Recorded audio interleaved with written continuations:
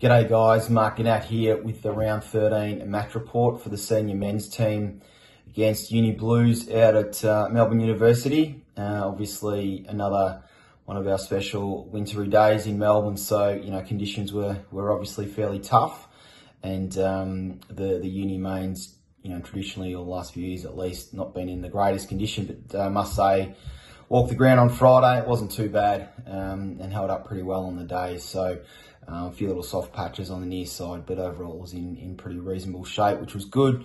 We went into the game with 3 changes, so Benny Thompson, Aiden Frenetic and Ollie Barter were all back in the side, and obviously, from the Blues perspective, they were sitting in 6th and needed, this was probably season on the line type stuff for them, and for us, obviously, we need to just keep winning so we can remain a chance to possibly move into the top 2 at some point. So definitely a lot at stake for both teams.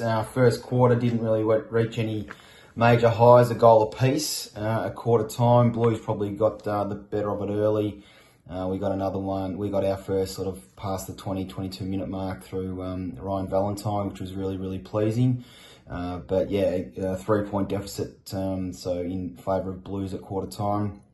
Second quarter, listen, they definitely were the better side, and for us, one of the key things is we lost a couple of guys to injury early in the game, so we started, we're at 2 on the bench for the majority of the second quarter and for the rest of the match. So that was something that we needed to address at half time, but certainly Blues are getting their hands on the footy a lot more.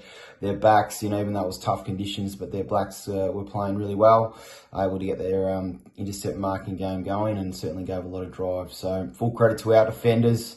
Certainly worked really hard and kept us in the game, which was really pleasing. Dougie Lawrence leading the way down there with obviously support from Jack Brown. Lockie Dennis was really strong for us. Robbie Beckwith in his 3rd senior game was brilliant as well. So yeah, certainly a lot of work to do for us at half time. We did make some structural changes and probably address the way that we were playing in some key areas. And as I said before, we needed to find some real resilience and play with real character in the third quarter if we're going to be any chance of getting ourselves back in the game. And we sort of said, listen, we don't need to hit the front in the third, but we certainly need to be within striking distance at 3/4 time. And that's exactly what we did. The boys got to work, were fantastic. They all across the ground lifted their work rate, and in particular, which was really noticeable, was out of the middle part of the ground. We probably made a few changes there. So Gel Bark, Brody Easton, Jack Lipscomb, Aiden Frenetic, all the big bodies were in there and got to work. And Clarkey and Sammy Grant were fantastic in the ruck for us. And we turned the momentum of the game and had a lot of looks on goal, or at least in our forward 50. And we kicked 3 for the quarter, which was fantastic. So we got the margin back to 9 points at 3/4 time. Momentum we felt was in our grasp, and certainly able to run over him. And albeit we had a third player go down in the third, but luckily he was able to come back, Will Townsend, in the last quarter, which was really good for us. So last quarter, again, the boys just upped it again, and this was all about guts and determination.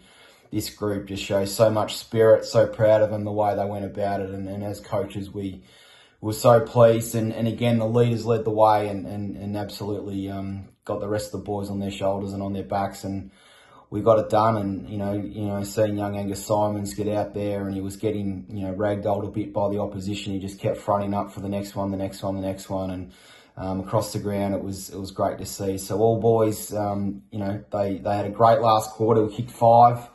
And Uni Blues didn't even score. They had one shot on goal, which didn't even make the distance. And aside from that, they didn't trouble the scorers. So, the way that we finished the game was just outstanding. And as I said earlier, just shows the absolute character and grit of this group. And these are the games that are going to hold us in good stead when we come to the real pointy end in, a few weeks' time. So, overall, probably our best win for the season, and, extreme pride in the way the guys did it.